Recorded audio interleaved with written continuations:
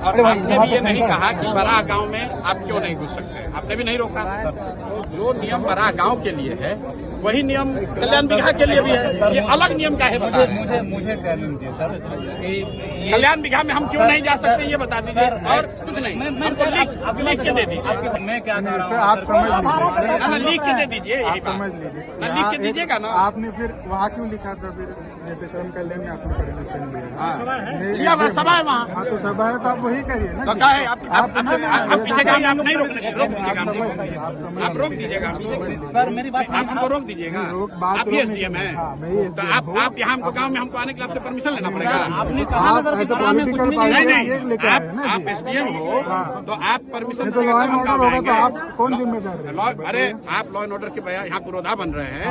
हम पिछले गांव में गए थे, लॉ एंड ऑर्डर नहीं हुआ, तो उसका भी आपने सूचना नहीं नहीं दिया? दिया। आ ही रहे थे, आप वहाँ आप क्या नहीं पकड़े, वहाँ क्यों नहीं रोके? आपके जिला अध्यक्ष से अरे सुनिए, ये सुनिए, नहीं रुकिए, बताइए। अभी नया SDM आप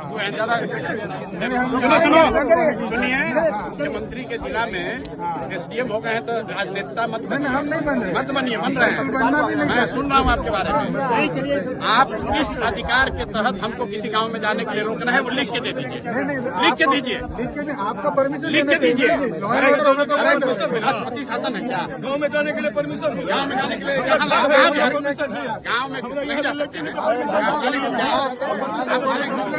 आप मालिक हो, दिखाइए कंप्लेन। अरे भाई जाके पूछ लीजिए। नहीं नहीं, दिखाइए कंप्लेन। दिखाओ कंप्लेन, दिखाओ कंप्लेन, दिखाइए कंप्लेन। बिल्कुल, मैं आपसे बहुत इज्जत से बात कर रहा हूँ, दिखाइए कंप्लेन। हम रोज पूरा बिहार में घूम रहे हैं, आपसे पूछ कर नहीं घूमेंगे। अरे आप अभी आपको इतना नहीं पावर सरकार ने, संविधान ने दिया, क्या रोक दीजिएगा? नहीं, बेकार दिमाग मत करो, आप रोक लीजिएगा, आप रोक लीजिएगा। सही बात आप हमको समझाओगे। DM साहब से बात करो।